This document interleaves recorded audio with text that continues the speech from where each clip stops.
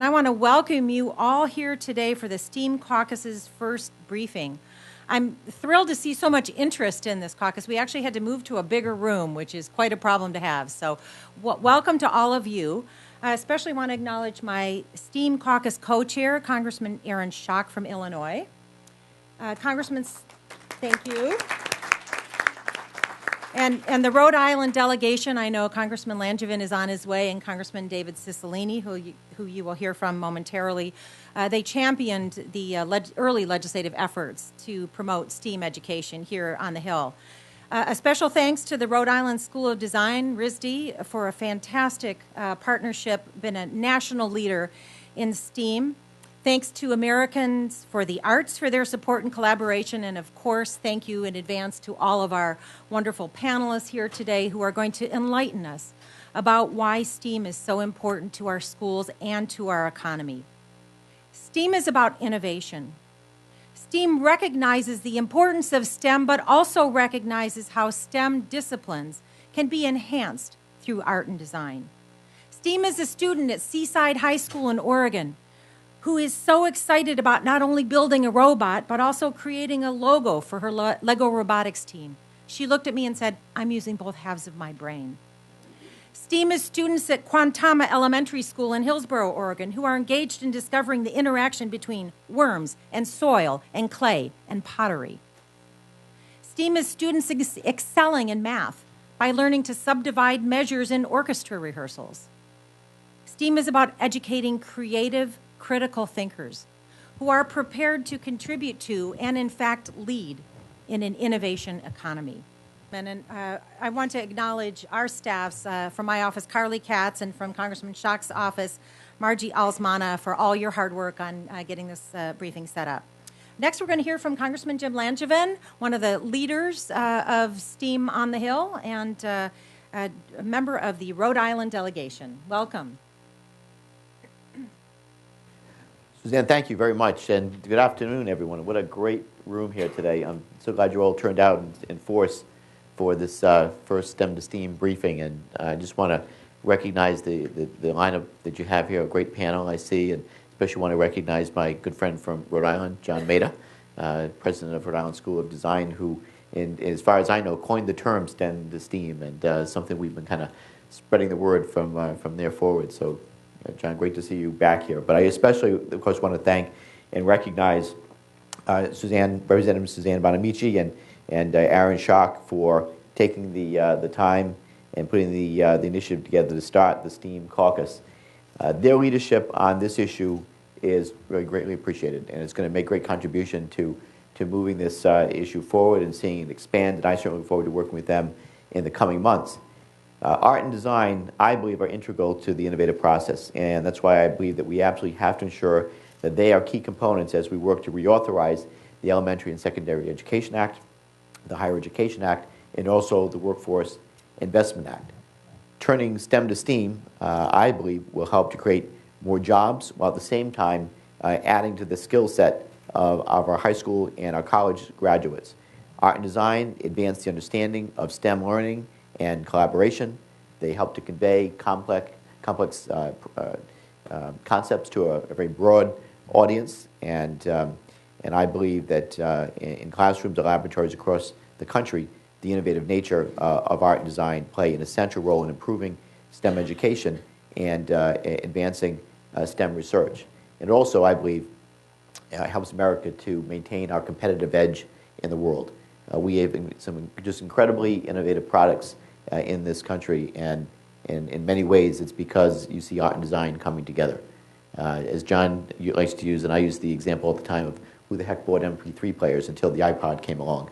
And it's just a great piece of technology, but it looks really cool, and it's easy to use, and it's exciting. So, but with that, let me just say that I really am so pleased that Congresswoman Bonamici and Congressman Schock have joined me also in introducing the bipartisan STEM to STEAM resolution, House Resolution HRES 51, which calls on Congress to take these important principles into account when considering education policy. And I certainly hope that many of our colleagues will consider co-sponsoring the resolution and becoming active in the STEAM Caucus. So with that, STEAM, I believe, is a strategy for investing in job creation and ensuring that we have the best educated and most creative college graduates on the planet. And it's certainly wonderful to be here today to see such an interest in STEAM. And I really do hope that we can turn this energy into policy changes in the Congress. So Suzanne, congratulations. Aaron, congratulations. Well done. Thank you very much, Thank you. Congressman.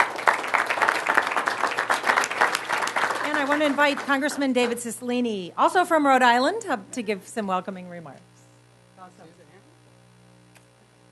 Yes, the entire congressional delegation of the state of Rhode Island is part of this caucus. I'm proud to say. I am really delighted to be here today for a number of reasons. First is thank Suzanne and Aaron for their great passion and leadership on this issue. To thank Congressman Langevin, who introduced me to the whole concept of STEAM at a gathering with John and was an early proponent of the importance of STEAM. And to welcome these esteemed panelists and a special tribute to our great president, who's my constituent. Actually, we share RISD in both of our districts, but he lives in my district. But John has been a really important and visionary leader, not only for Rhode Island, but for our country and all over the world, actually. So it's really great to welcome him back to Washington. This, as you all know, is a really, really important endeavor. I'm reminded, I have a nephew who plays hockey, and so I've gotten more familiar with some of the greats in hockey, and reminded of Wayne Gretzky, who said, a good hockey player plays where the puck is. A great hockey player plays where the puck is going to be. And in many ways, that's what this is all about. And I remember very clearly being at a gathering of arts educators and CEOs at Sundance, and they were talking about the kinds of employees, the CEOs that they were trying to hire, and every one of them said, you know, what we look for employees is not math and English proficiency, but people who are creative, who are problem solvers, who are entrepreneurial, and the best indicator of success in all of those skills is art and design and music. It just was really stuck with me, and of course you know that from lots of research since I attended that meeting, that really underscored that if we're going to compete in the 21st century global economy, it will be through design and art and innovation and creativity and problem solving, all the things that STEAM is about. So this is a gathering which I think will help propel our economy really forward into the 21st century. And it's really a visionary gathering. And so those who have worked on this issue, this is a big deal to create this caucus in the Congress. And I hope it will not only gather lots of members, but really cause us to infuse this thinking in the work that we're doing in education and community development and financing and all the different aspects that we can impact with art and design. We are living in a more exciting world because of the contributions of art and design, in a more beautiful world, a more productive and exciting world. And this will allow us, I think, to harness that as we develop public policy. So thank you. Thank you to our panelists. Thank you, Suzanne and Aaron, for your great leadership, and welcome. Thank you, David. Well, we've heard a lot about the benefits of STEAM already, and we're going to hear more. I'm going to introduce President John Maeda. I just want to let you know, if you see all the members get up and leave, it's not because we're not interested, it's because they're going to call votes. So that probably won't be until close to 3, but I just wanted to let you know, just in case. So it's my honor to introduce President John Maeda. Dr. Maeda currently serves as the president of Rhode Island School of Design, where he's been a leader in the STEAM movement. His work as a graphic designer, computer scientist, artist, and educator earned him the distinction of being named one of Esquire's most influential people of the 21st century. He serves on the boards of several high-tech startups and on the Davos World Economic Forum's Global Agenda Council on New Models of Leadership. Dr. Maeda received the AIGA Medal in 2010, and he's in the permanent collection of the Museum of Modern Art. I could go on, but I'm going to turn it over to him so he can tell us more about how design can influence technology and help innovators respond to the challenges of today's complex world. Dr. Maeda, thank you again for being here. Look forward to hearing from you. Thank you. Wow. I'm a person who takes notes because I like to study, but I want to take note of Representative Bonamici's point about how STEAM acknowledges the importance of STEM. That's very important to note. It isn't a either or, it's an and. It's critical. And furthermore, this kind of both-sided-brain approach enables companies to prosper in so many ways, like Intel and Nike, places like that. Representative Schock's point about creative thinking serves business in important ways. He gave the Caterpillar Boeing example. People don't connect art and design to economic progress, but it's connected naturally. Representative Langevin's point about art and design are integral to innovation. You can innovate, but you have to innovate in a creative way. Art and design serve that. And Representative Cicilline, we're looking for people that are creative and entrepreneurial. Everyone's saying that, but can't find them. And I want to, before I go into remarks, I want to introduce our board vice chair, Lisa Pavroff-Cohn, who champions RISD's causes nationally and globally. She is an artist. She is a cultural advocate for art in so many ways. Welcome, Lisa. Oh my God, there's so many people here. Thank you. It is absolutely my pleasure to be here today. STEM to STEAM is so important, and I'm here in several roles. First of all, as vice chair of the RISD board, I'm passionate about RISD and advocating for arts education, because my second role or hat is that I am a RISD alumna as well. And to Congressman Schock, I actually majored in basket weaving, pretty much. So I can attest that it's actually a useful skill. And as a person who grew up as an artist in Ohio, I spent a lot of time in the art rooms, and I really learned firsthand how creative thinking enhanced my ability to problem solve in areas like math and chemistry, which normally you wouldn't think a girl who's in the art department painting and with pink hair would have any interest in. And actually, I did very well in those things because I really learned to think outside the box through my work in art. And my third hat here, I really feel, is as a parent. I have 3 children who have really had the benefit of arts education, not only at home.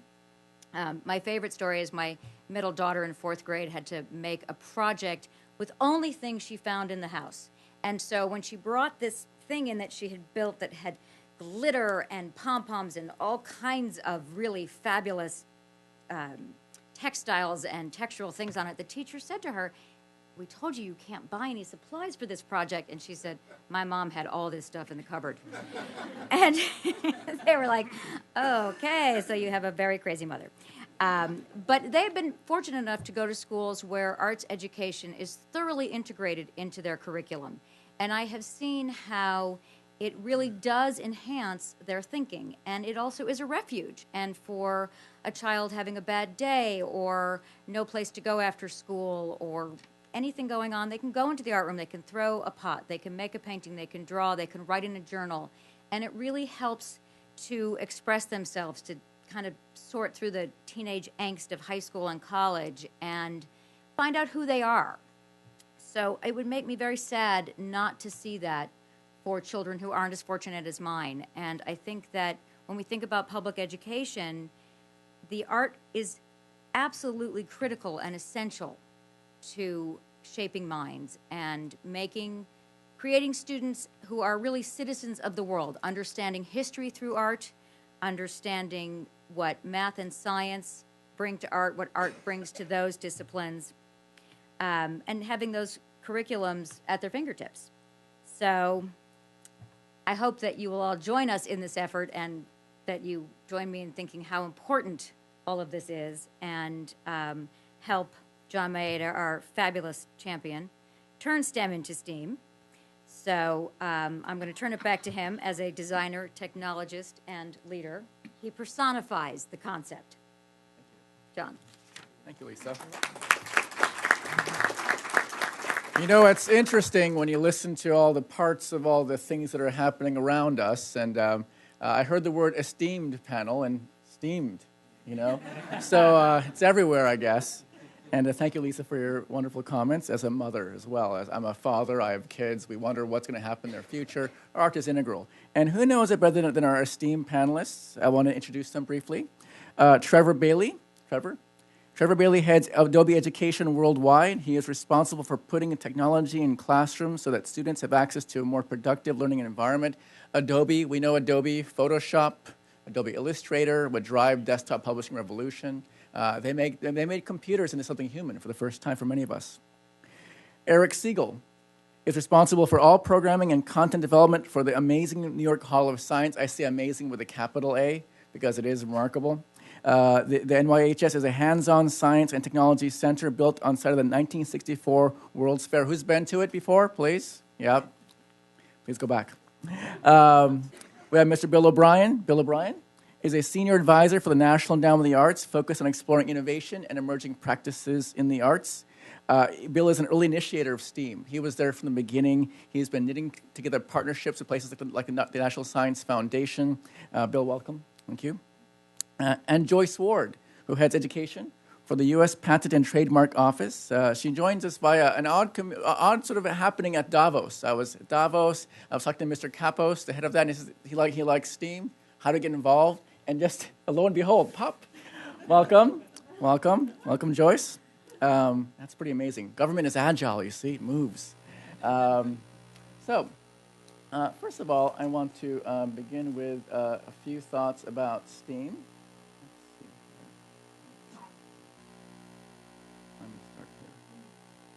So everyone knows RISD. It's a pretty amazing art school. We produce people like Seth MacFarlane, who's hosting the Academy Awards, anything from Gus Van Sant, Good Will Hunting. You just look around the room and you'll find things that have some RISD sort of fairy magic dust on them.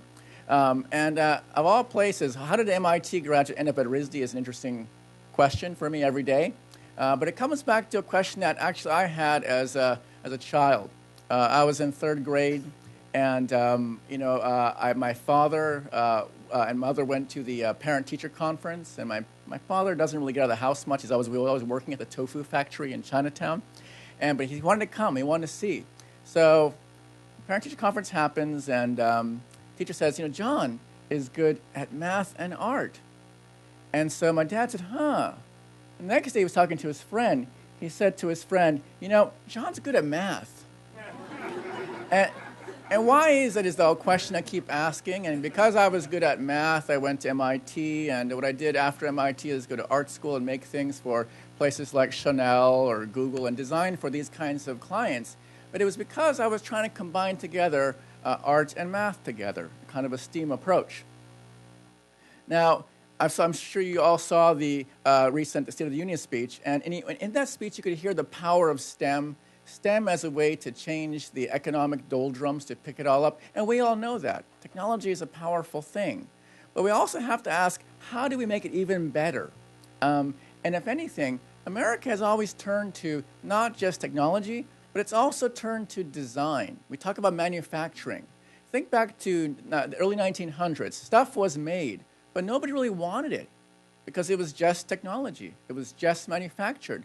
But until designers from the Bauhaus entered the bloodstream, we began to make things that people want, that are human, and frankly interesting. Look to the car industry, the story there, Detroit.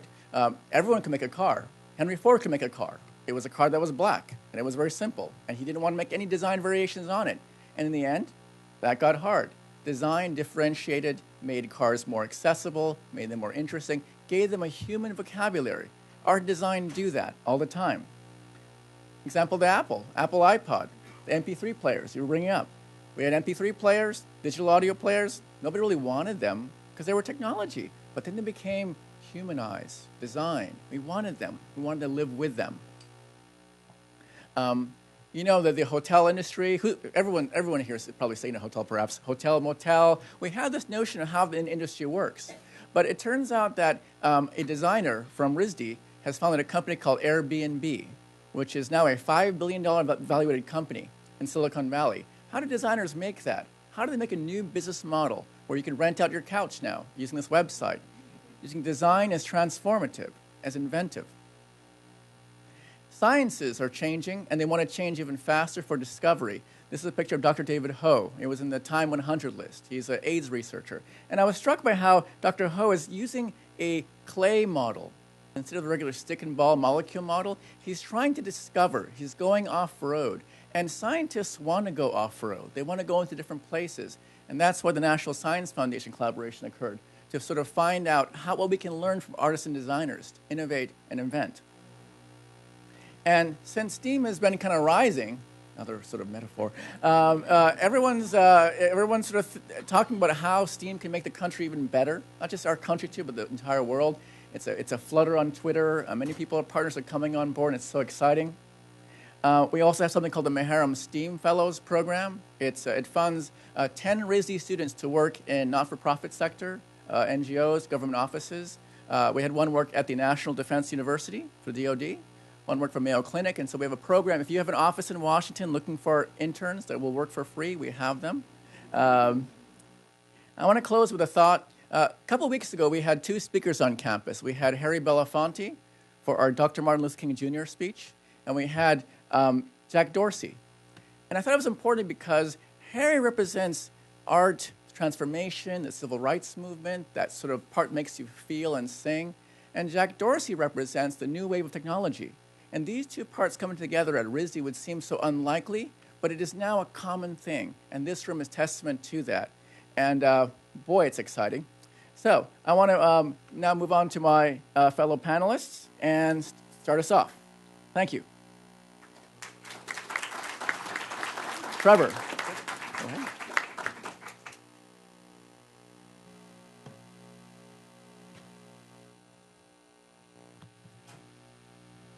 So, appreciate being here. Kind of a rough group to follow, though. I will say, I come from Silicon Valley, and at Silicon Valley, there is no greater place where art and technology really meet. How many people have a smartphone? Pretty much everybody in the room. If you remember the first smartphones that came out, they weren't very smart, were they? And they weren't very user-friendly. So you've heard a lot about design, right? Well, those things were designed by engineers, right? The design of them was clunky. I mean, the first cell phone, if you remember the first cell phone, you had a big like thing on the side with a cord and everything else. And there was some engineer that was extremely proud of that, but there was a lot of users that were really upset about it, right? And so they have migrated that. They actually realized, you know, we need to bring some design in. We need to bring some art into the actual model, right? And what came out of it was a very user-friendly interface, a form factor that was easy to use, right? So there's always a melding of technology and art, and people don't really realize that. And it also happens in other areas. It's not just in technology. Your packaging, right? Somebody's got to design that packaging. Somebody wants to make sure that it looks nice, right? Your marketing materials. Somebody's got to design those marketing materials. Somebody has to be artistic enough to put it together, right? So you think about business, and when you think about business, you know, finance pops up, you know, making money, revenues, and things like that. But there's a whole engine at companies that actually drive that forward, right? Being at Adobe, I know that more than anybody. We're always, you know, trying to drive our business forward. But we do that in new and creative ways. So one of the things, being a company that is really, really interested in creativity as a whole, because that's really the constituency that we serve, we've done a little research. And we did 2 research projects. The first research project, we went out worldwide to 5,000 people, 1,000 people in the U.S., Germany, Japan, U.S., Germany, Japan, the U.K., and the Netherlands. And we asked them, we said, you know, tell us a little bit about creativity. Tell us what you think, you know, is the state of creativity. And what we found was astonishing, right? So that first study revealed that about 80% of people actually feel that unlocking creativity is critical to economic growth, right? 80%. 2/3 felt that creativity was essential to society. 62% felt that their current education structure was stifling creativity. 62%, right? Now, creativity, I just mentioned, is what drives the economy, what drives companies, what drives marketing, what drives revenue. Without creativity then, and if it's stifling at the education, we're producing a bunch of students that are going to come out that are going to be automatons that are not going to be creative, right? And I was thinking about that the other night because I was at dinner. Everybody has mentioned that they have kids. I have a 3-year-old son, and the first thing that he got was his kids menu and some crayons. Right? And so he, you know, draws a little picture, and granted, it looked nothing like a bear, and it was green, right? But he's like, bear, right? And I'm like, that's fantastic. That was great, right? I mean, so he already wants to be creative. He already wants to exude that. And I was thinking, you know, how horrible it's going to be if he gets to an education where that is not part of the curriculum, right? What's interesting in this study is 88%, and it's not on this slide, but 88% of respondents felt that creativity needs to be incorporated into the curricula. right? 88%. Americans feel that they are the most creative nation, right? And you know what? I believe it. We are a creative society. However, only 25% of respondents felt that they ever had a chance to be creative at work, right? And that's sad, right? Creativity and invention is what drives this country forward, what makes the economy great. And without it, you know, maybe that's part of the reason why we're running into an economic malaise. Maybe that's part of the reason why we're having some difficulty now. Maybe because we've lost focus on that aspect. So in the second study that we did, we went out just to the U.S., interviewed 1,000 more folks, very education-centric in nature. What we found out was 70% of college-educated people thought that creative thinking should be taught as a course, right? Now, what's interesting about this is part of the people that responded to this, they all had to be college graduates. They were all 25 years of age or older. They were all working. But there was a good amount of respondents that were biologists or in biosciences. And usually anytime I talk to a bioengineer or a bioscientist, you know, their answer to everything is, it's genetics. It's genetics, right? But the weird thing about creativity and the weird thing we found out with this study, that an overwhelming percentage, I think it was about 75% of them, actually felt that creativity could be taught in the classroom, right? So that says a lot. I'm not saying that people, you know, aren't born with creative gifts. I've got a brother who, you know, you ask him to draw anything and he can make it look realistic. You know, conversely with me, you ask me to draw anything and it looks more like a green bear.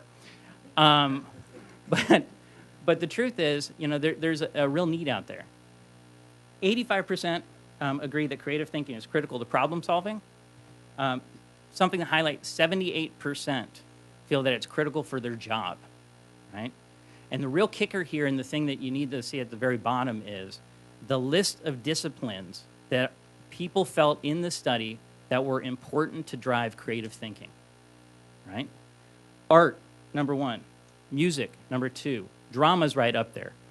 But there's also a correlation between science and math, right?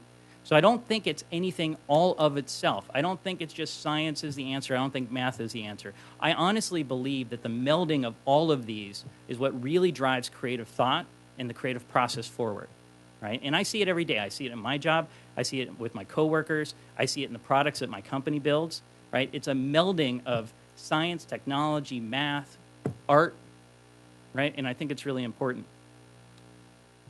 Other things that I'd like to highlight is there are several studies that have been done recently. One was from the Grunwald Institute, where in Florida, they've got career and technical education programs, and they gathered a lot of data.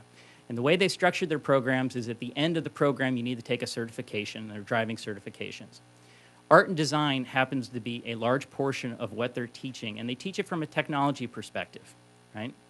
Well, the Grunwald Institute has found a definite correlation between technology courses and graduation, as well as GPA. In fact, the GPA of students that are enrolled in these courses actually is higher than the students that are not enrolled in these courses. And the correlation with that is not so much from the course itself, because the course is a pass-fail course, so that means it has no impact on their GPA whatsoever.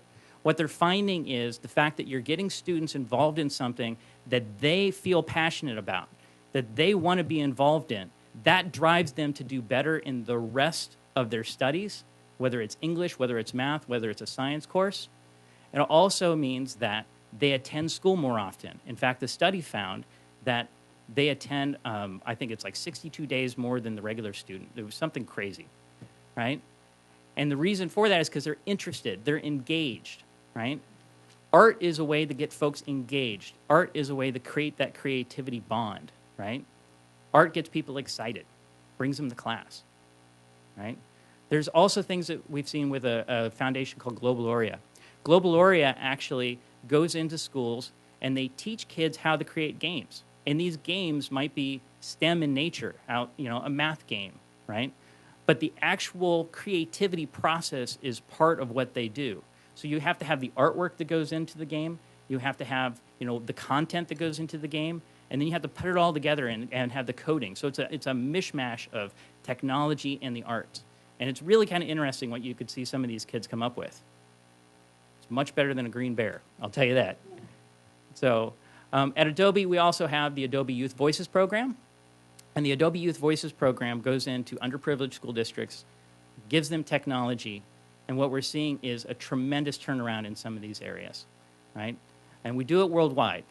And I ask each of you if you have time to go and visit the site, because there are some really compelling videos. There's a video that was put together by some deaf girls, and it was called "We're Deaf, Not Dumb." And it was their way to actually use the arts to express themselves, to talk about, you know, the challenges that they have on a day-to-day basis. And the only way they could communicate that was through a video. And the only way that they could actually get that done was having access to the tools to make the art happen. And with that, I thank you. Thank you, Eric. You'll have it. Thank you, Trevor. Eric, go ahead. I think it was Edward Tufte who said, "Power corrupts, and PowerPoint corrupts absolutely." So give me a second here. And here's my templates. I don't need. Okay. I'm Eric Siegel. I'm the Director and Chief Content Officer. You can salute now if you'd like. The New York Hall of Science, which is in the old World's Fairgrounds in Queens. And I'm curious, you know, so we're an interactive science center. We're all about interacting with our audience, and here we up here talking to you. And I'd like to know how many of you identify as artists? Wow, that's amazing. How many of you are here representing groups that are about arts education or design education? Okay, I get it. Great. Okay, that's good to know. All right, so we're a science organization. And actually... I couldn't agree more, and for reasons that I'll go into, that this is not an either-or situation, and you'll see the strategies that the New York Hall of Science are taking to incorporate what we call design thinking into STEM learning, or is what I'm principally going to talk about here. I myself am not a science person. I was trained as a musician, and one of the things that I find is missing in the conversations about why the arts are important in science is, how many of you are musicians? Right, our congressman who was a euphonium player, right? God bless his persistence. I mean, you know, you have to be incredibly persistent to be a musician. You learn, you've heard this quality called grit, right? You learn grit when you're a musician. You know, at first you sound terrible. And as you work at it, you sound better and better. And that's true of the arts, too. So creativity isn't something that you sort of stumble on. It's something you work hard at. And schools like RISD are sort of premier at understanding how you encourage people to do that. We're kind of the feeder side of RISD. We like to think that our students are the people who are going to go on to Media Lab, are going to go on to RISD, are going to go on to schools like Cooper Union. And I'm going to talk about an overall strategy that we have called Design, Make, Play. And am I in the whole thing here? Yeah. And this is kind of the heart of our work nowadays. As I mentioned, we're in Queens, New York, which is the most ethnically diverse county in the United States. And I think that means it's the most ethnically diverse county in the world. And I know that means it's the most ethnically diverse county in the known universe. And we're science people. We have known universe. We have 450,000 visitors. And each year, so we have a large group of visitors, and they largely reflect the diversity of the community that we're in. This strategy called Design, Make, Play is actually going to be the heart of a book that we're coming out with in January. I have a preprint announcement of the book over there if anybody's interested. It's going to be published by Routledge Press and edited by our CEO, Margaret Honey. We are one of the nation's foremost interactive science centers, and I won't read all the rest of the things there. And one of the things that's amazing about my work, the environment in which I work, not my work personally, is that we have the flexibility to experiment with new approaches to learning. And it's great to hear that people believe teaching creativity is important. And I've yet to meet the educator who claims that they understand how to do that.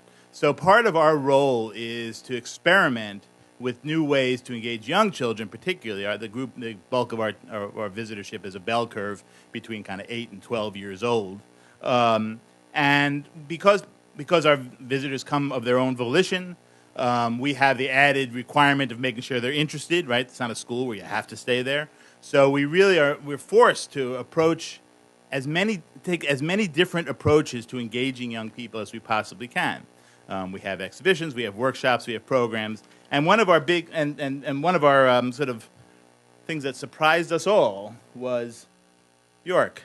Bjork wanted to come to the United States. She got interested in science, and she got interested in biology, and she wanted to. She did a huge new composition called Biophilia, and she premiered it at the New York Hall of Science, and it was stunning. And it was stunning not only because the music is stunning, but it was stunning because of the work and care that she'd put into it. And I want to emphasize this. You know, the one thing that creative people who are serious about their work share with scientists who are serious about their work is they put a huge amount of care and attention to the detail. It's a lot of work for the love of it. And Bjork was just stunning that way.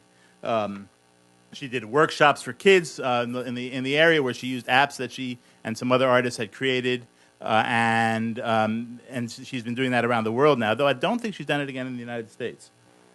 The other thing that was kind of another sort of mind blower for us was World Maker Faire. How many of you have been to a Maker Faire? How many of you know what Maker Faire is? Okay, I'll do a quick summary. Picture a state fair, right? No pigs, no cows, but robots, okay? And so you have hundreds of thousands, 50,000, in the case of the one in San Mateo where it started, 100,000 people show up at the state fairgrounds in a weekend. And what they encounter is hundreds of artists and designers sharing their passion about their work, whether it's weaving or robotics or Arduino circuit boards or LEDs or musical instruments. Kind of the more fanciful, the better. It really is revelatory. If any of you, there are more and more of these springing up around the country. I encourage you to look up Maker Faire, just Google it. The amount of creativity that's unleashed in communities like actually Rhode Island has a great one, Providence, and that's unleashed through these Maker Fairs is really stunning. So we had this year, we started 3 years ago, 15,000 people came in one weekend. This past September, 60,000 people came in one weekend. So it kind of blew us out of the water what hunger there is for this kind of connection of creativity and technology. So we decided to make a makerspace. And we actually used some young artists, designers from Brooklyn, built this space for us, as you can see over here on the right. And it has been tremendously popular. We have 3D printers in there. We have laser cutters in there. We have hammers and nails in there. We're not biased towards things that only work with computers. And this has been a huge attraction for our visitors. As a matter of fact, it's become the heart of an 8,000 square foot exhibition space that we're opening in March 2014, which once seemed like a long time from now, but it's coming right up. And this is going to be a $5 million space, 8,000 square feet. And it's going to be all about building and designing. So if you go to a museum, typically there are exhibitions that you look at. If you come to the New York Hall of Science in 18 months, what you'll be doing is you'll be doing design activities on the exhibit floor with young people facilitating these activities with you. This is a huge transformation for us, and it's going to entirely change the nature of how we deal with schools, because we'll be doing a lot more design work with schools as well as in the museum. And we're also creating a whole suite of digital applications that connect this experience at the museum with schools. And we're working with a lot of artists to do that. So our whole world is kind of infused with artists right now. Last year, just closing in January, we did the largest, I think, art and science exhibition ever done in a science center. We commissioned 11 new pieces from artists around the world. And it was a real gamble on our part. There were some foundations who were willing to help us with this gamble. And this was a full-bore contemporary art exhibition that tried to bring together art and science around the topic of sustainability. And it brought in new audiences, and it engaged us with new makers and new creators. And so now, again, as our museum is building relationships with designers and artists, and we're working with them more and more. Oh, and the catalog, which is a full-board catalog, is here. And if we run out of them here, anybody would like one, I'd be glad to give them one. And there's you can get them online, and I'll give you the URL if we run out. And the reason we're doing this is because it's fun. The reason we're doing this is to address some of the issues that have been mentioned before. You know, this graph is a projection of what kind of skills are going to be needed in the workforce, where the growth in skills, and you know, conspicuously, the growth in skills are in non-routine tasks, are tasks that require not just training on how to do that task, but in training on how to take what you already know and apply it to new tasks.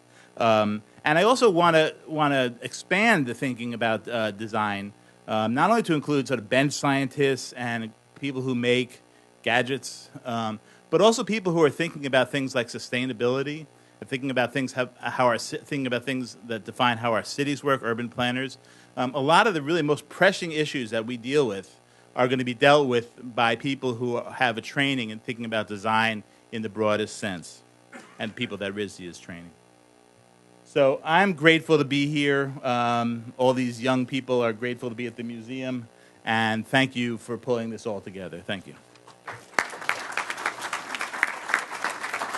Thank you, Eric. And now Bill. Just a second. Sorry. I just wanted to take a moment to introduce a colleague who's joined us, Representative Susan Davis from California, who serves with me on the House Education and Workforce Committee. So I wanted to acknowledge Susan. Thank you for joining us.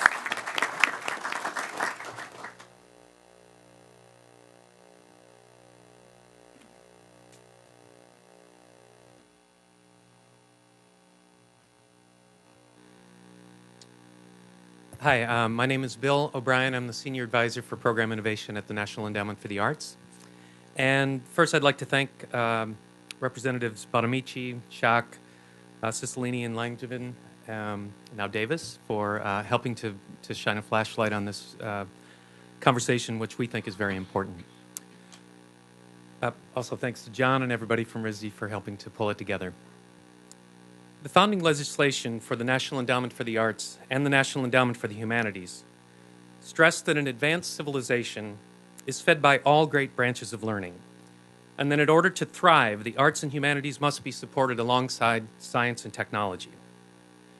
At an Arizona State University convening last fall called Are We Losing Our Humanity?, Deputy Director of the National Science Foundation, Dr. Cora Merritt, echoed this theme when she pointed out that activities supported by NSF, NEH, and the NEA are all concerned with the acquisition of knowledge, and that matters involving the human condition involve branches of learning that transcends all the disciplines. A few months earlier, at the Transcending Borders event hosted by the Austrian Embassy, the National Endowment for the Arts' then Senior Deputy and current Acting Chair, Joan Shigeakawa, said we live in an age where the divide between art and science is narrowing, and suggested perhaps they're simply reconvening. Throughout history, humankind's best and brightest minds, from Aristotle through Leonardo, Einstein, and Jobs, have all gazed across the disciplines to create new art forms, invent new technologies, and establish groundbreaking new scientific theories. In the last few years, we've witnessed a growing trend of vibrant activity taking place at the intersection of these fields. In a number of workshops and summits convened since 2010, the NEA, NSF, and NEH have gathered together leaders from across cultural, scientific, and technological fields to examine issues of shared concern. The opportunity to create an engine of innovation by establishing more effective networks for people working at the intersection of these fields, and by infusing the arts and creativity into STEM learning, have been among the key issues raised most frequently throughout these conversations. The first convening was hosted by the NEA and NSF in 2010. John referenced it earlier, at a summit called Strategies for Arts plus Science plus Technology Research. The meeting brought together 55 thought leaders and stakeholders from the arts, engineering, computer science to explore challenges and opportunities facing cross-disciplinary efforts to address the biggest challenges of our day. The convening was the first federally sponsored art and science summit of its kind, and it spawned a series of at least 5 subsequent convenings funded by NSF that continued those investigations, STEM to STEAM at RISD being one of them. Additional cross-agency art and science convenings have also taken place during this time, such as Symbiotic Art, supported by the NEA and NSF, New Media Systems at UC Santa Cruz, supported by NEA, NSF, and NEH. And this May, the Network of Science, Education, Arts, and Design, or SEED, which developed directly out of the initial research summit of 2010, will be presenting an overview of over 150 white papers that focus on these transdisciplinary themes at a public event hosted by the National Academy of Sciences. The rationale for bringing interdisciplinary approaches to learning and workforce development received a boost from the National Research Council in 2012 report entitled Education for Life and Work, Developing Transferring Knowledge and Skills for the 21st Century, as well as a separate report from the Conference Board that was called Ready to Innovate. These publications have demonstrated that the fields of science and industry have recognized the need to foster creativity and innovation in education and in the workplace to secure a strong, vibrant 21st century economy. We heard these themes echoed earlier by Congressman Schock. Internally, the NEA has aggressively supported the expansion of new art forms since its inception in 1965. In the last few years, the agency has beefed up its efforts to promote discourse and targeted support around vibrant activity taking place at the intersection of art and science. The agency has recently enhanced its art and science outreach efforts, which has resulted in an increased number of applications coming in for support from the agency. And we've also made significant guideline changes in our media, presenting, arts education, and other disciplines that has allowed us to better embrace and encourage arts creation, expression, and engagement practices that are spurred on by new technologies and shifting cultural practice. In the last 2 years, a number of new federal partnerships have also been established that have advanced our ability to forward research and understanding of how the arts can impact arts, health, and well-being. In 2011, then Chairman Rocco Landesman from the NEA and Secretary Kathleen Sebelius from HHS spearheaded the NEA Interagency Task Force on the Arts and Human Development.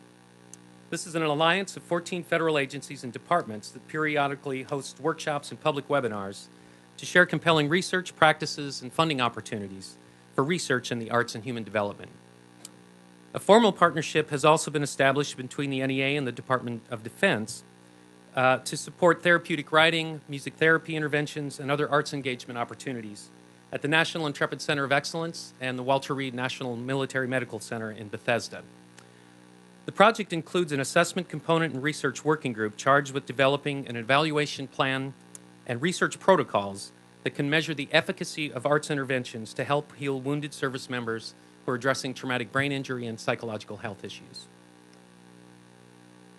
The great American scientist E.O. Wilson wrote that neither science nor the arts can be complete without combining their separate strengths.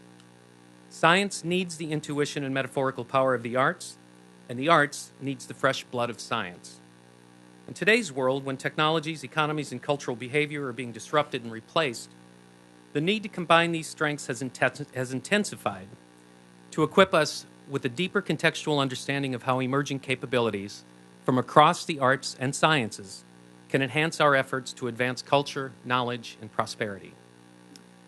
By convening transdisciplinary conversations, establishing interagency partnerships, and targeting support for art and science projects in our own core funding, the NEA has been active in supporting creativity and imagination across multiple branches of learning. The goals of these efforts are to promote the development of skills necessary for success in the future, promote new cultural practice, and invest in ways that the arts can improve health and well-being across the lifespan for all of our citizens. Thank you. Thank you, Bill. And before I introduce my next speaker, I want to recognize Moira Lenahan from Senator Jack Reed's office. Moira, where are you? Thank you. Welcome. Next up, we have Joyce Ward. Please. People to acknowledge. I also wanted to acknowledge, thank you from the NEA. We also have Andrew Simon here from the National Endowment for the Humanities. So thank you, Andrew, for attending. And the National Science Foundation is here too. Wonderful. We're broadly represented. Thank you very much.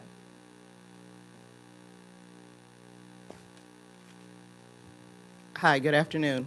I'm Joyce Ward. I'm the director of the Office of Education and Outreach at the U.S. Patent and Trademark Office, and we are absolutely thrilled to be here today to help gather steam as we move from STEM to STEAM and incorporate. I really like what John said about STEM and STEAM and incorporating those together, because it's really not an or, it's an and, it's a both, it's all together collaborative. That's how we advance. I want to first thank Congressperson Bonamici and also Representative Schock and Langevin and also Cicilline and also Congressperson Davis for being here as well, and want to thank RISD for providing us with this opportunity.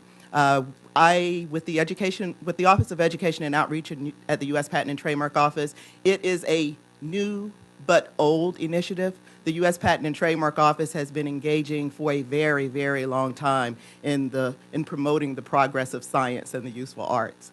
But you don't have to go all the way back to Article 1 and Section 8 to find out why the USPTO is so interested in making sure that we are encouraging more innovation and more invention in this country. Certainly, over the years, the U.S. Patent and Trademark Office has engaged in a number of projects related to creative thinking. There was a Project Excel, which engaged with the Inventive Thinking Association, and it pushed the curriculum out to all states to encourage students to get involved and interested and to start thinking and utilizing creative thinking skills. We feel like that is something that we really need to encourage. And partially it's a little bit selfish in the sense that we are the Patent and Trademark Office and our primary business is to register trademarks and to issue patents. But it's also for looking at developing not only a future workforce for our office, but thinking about the needs of the country and figuring out how we get more students engaged and involved. Now, as I said, at the USPTO, we've spent a long time thinking about how science and art intersect, because that is, again, the lifeblood of the agency, whether it's utility inventions, whether it's design, whether it's the role of trademarks to identify source and to identify the source of products. All of those things converge at the U.S. Patent and Trademark Office. It was very interesting when we first started working with some of the STEM groups. Initially, people said, well, why is the USPTO here? Because they didn't think of the USPTO as a science agency or as a STEM agency. But in reality, over 85% of the people who work at the U.S. Patent and Trademark Office are scientists and engineers. So we definitely depend on STEM for our workforce. And then you can imagine that a number of people who file those patent applications are also involved with STEM. And a great number of them, an extraordinary number of them, are involved in art and design. And you see that with the design patents, people automatically think about the design patents, I think, and then they also think in terms of trademarks, because design, you're actually looking at how the object actually looks and appears. So that definitely directly involves art and design. But then with trademarks, you're thinking about the packaging. You're thinking about all of those other things that go into play as well. So again, STEAM is critical to the U.S. Patent and Trademark Office. I want to tell you a little bit about a few projects that we've been working on at USPTO that are seeking to draw more attention to the need to integrate STEAM, or to incorporate STEAM. The first one is a project that we're working on with the National Science Foundation. I'm going to show you a short clip of that towards the end of the presentation. It's funny because it actually will give a visual for the Maker Faire. But we didn't plan this at all. But the Maker Faire is actually featured in there with 3D printing. But the project is actually with the National Science Foundation. It is called the Science of Innovation. And it was really interesting because as we were working on this project, certainly it's a science of innovation, and as you can imagine, because it's USPTO and NSF, we were trying to find a way to highlight researchers and inventors who have benefited from the National Science Foundation, but also trying to find people who have patents or who have trademarks, primarily patents, to see how those two things work together. But along the way, we had to figure out, how do we define innovation? There are a million definitions out there of innovation. And what we were trying to do is figure out, well, how can you distill that into a few words because you've only got a few seconds to get that point across. How do you do that? And so the words that we came up with for that opening are imagine, invent, improve, and inspire. And imagine, when you can't even say imagine without starting to imagine, without thinking about the visual representation, without thinking of all of the different things that imagine encompasses. That says to us, and we hope it says to other people, that you really have to start there. We really have to think about how we get our students thinking about how they can visualize, how they can imagine, how they can tie those basic concepts together. Because if you don't have that imagination, it's hard to get to the point of creation. It's hard to get to that point of inventing or improving, and let alone inspiring. And so that process just really, for us, drove home the point that you can't do it without imagination. Art is in there. Art and design is in there. We have to get our students started thinking about how they actually implement.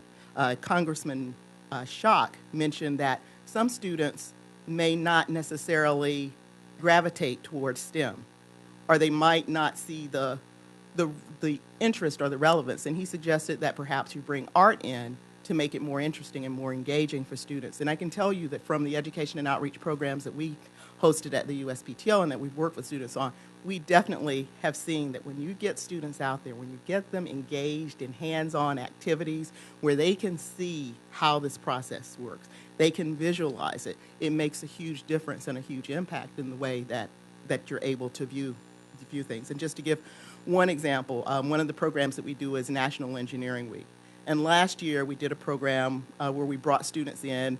They used Lego robots, Lego Mindstorm robots, to navigate a path to the U.S. Patent and Trademark Office, of course, because it has to tie to intellectual property.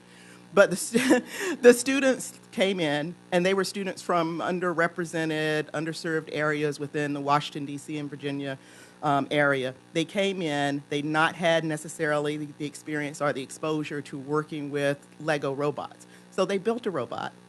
They had to learn to program it to navigate this course to the USPTO. And then they had to do a presentation about what they had accomplished and what they learned along the way. So the beginning of the path, after they built this robot, you actually had to go and you had to pick up an idea. You had to actually visualize that and then move on to the next step in the process. But what we found was that there were a couple of groups, or one in particular. There was this one young lady who the entire time was on her phone, on her smartphone, and we thought, wow, she's not really interested in this. She's not really paying attention. And it was only at the end, when it was time for the presentations, we saw what this young lady was doing, which was just this absolutely amazing presentation where she had captured the process. Her teammates, because she had captured some of the angles, were able to figure out how to navigate their path to the USPTO. And you see how a team can make a huge difference. You need people in the arts, you need people in design, you need people with that basic STEM knowledge, but it was the collaboration that made the difference. And so often I think that is the key that we really need to focus on, is just that collaborative effort and what other people are able to see. A few other projects that we're working on include projects with Girl Scouts, working on an innovation intellectual property badge that, again, ties into the New York Hall of Science and some of the work that's going on with mentoring, as well as working with students to help them visualize concepts.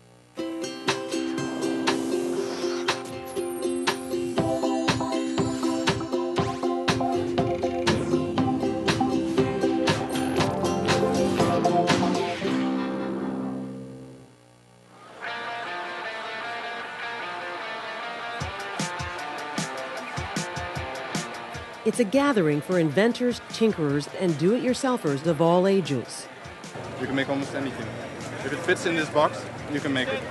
At the 2012 Maker Faire in New York City, attendees not only had the opportunity to build things, they also had the chance to experience an innovative way of making things called additive manufacturing, or 3D printing. Look at this! It's a 3D printer!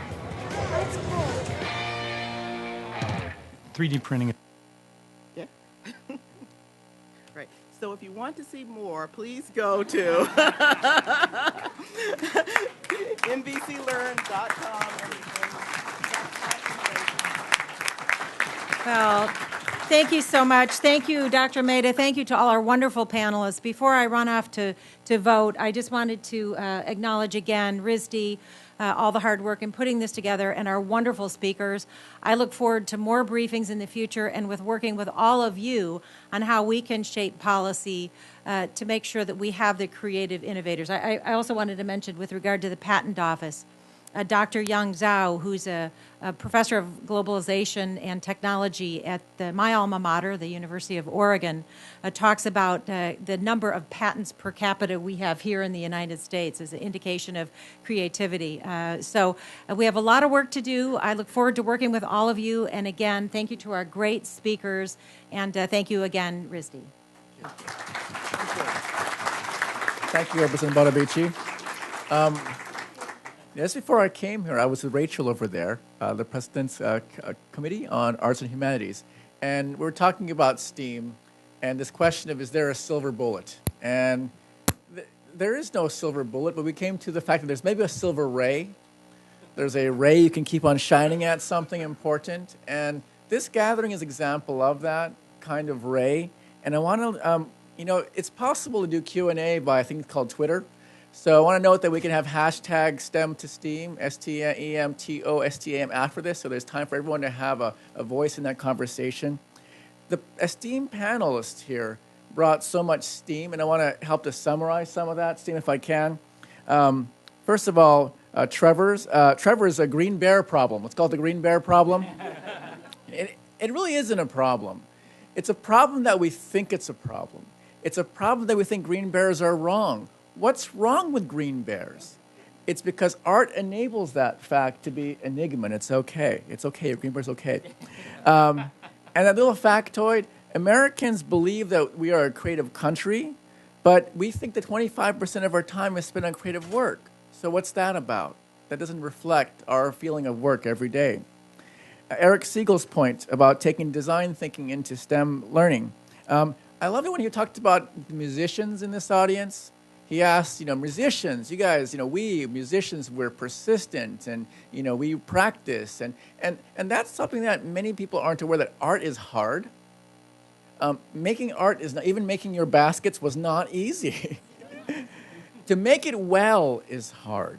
To make it is easy. Anyone can make, but not everyone can make well. And practice is required in that. Design, make, play, you brought up. That word play is a wonderful thing, but people don't realize that there's something called hard play. It's hard play because you're competing not with your peers, but you're competing with the hardest person in the room, which is yourself. And that's the kind of play that artists engage in so much. Bill O'Brien's point that he quoted Joan Shigekawa, acting director, we live in an age when the gap between art and science is narrowing and it appears to be convening. That was lovely. It appears to be convening. So it's happening in this room. You brought up some of your projects from the NEA about healing. And Lisa brought up a point about art as a refuge. And so art has this powerful function that we take for granted so often. I see the speaker from the CDC who came here before, at RISD, from the CDC to the health symposium we had. Healing, art can heal. We see it through and through. Joyce's point, and I was so delighted to have Joyce speak here because I love lawyers. I love the law profession. I was going to be either president of RISD or a lawyer, it turns out. So I'll have time later, maybe. But I love when she said Article 1, Section 8. What is that? What is in that? I'm going to look it up. It's important. Sorry. Thank you. I don't know anything. That's why I have to go to law school. But I was thinking how you said there are millions of definitions of innovation. And I thought about how art doesn't have the patent on innovation and creativity. Scientists have that. Everyone has that. But art has a certain license, a certain speed, a certain style that we can all learn from. I've learned so much from artists throughout my life. And I love when you said, you can't say imagine without imagining. Isn't it true? You just say that word, it's like cream, like on a bagel or something. It's like, oh yeah, your mind just runs with it. I just want to note that these panelists brought so much to this gathering. I want to thank you all for that. It was remarkable. And the steam from this audience, again, on Twitter, hashtag STEM to STEAM. Please go on there later. I want to also acknowledge people who helped to create this event. First, I want to acknowledge the RISD board members. Can you please stand up? RISD board members, Michael Allen, Dick Haining, please. Megan Riley, please, thank you. And Megan Riley Michaud has launched a petition. So just go on our website. You can sort of sign the petition for more STEM to STEAM activities in the world, in our country in particular. I want to acknowledge Roseanne Summerson, our provost, and also our past provost, Jesse Sheffrin. Thank you. And all the people from academic affairs, Patty, Pradeep. We also have Candace from HR, Jack, and Ed, and also special person, Becky Bermont, who's been leading the strategy and marketing of STEAM. Becky, where are you? Maybe she disappeared. There she is, Becky. Thank you. Thank you. And her mom, Jane. And Carly Katz. Where are you, Carly? Thank you so much. You've brought so much to this event on behalf of Representative Bonamici's entire staff. This has been an amazing thing for us to do. It was going to be this big, and now it's this big, and who knows how big it really is. But thank you for that leadership. I want to thank Babette Alina, our head of government relations, and the RISD interns over there, RISD interns, the house band, to make it happen.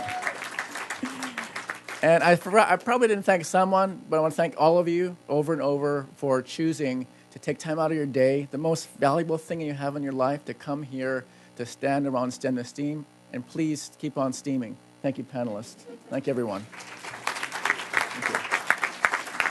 Thank you.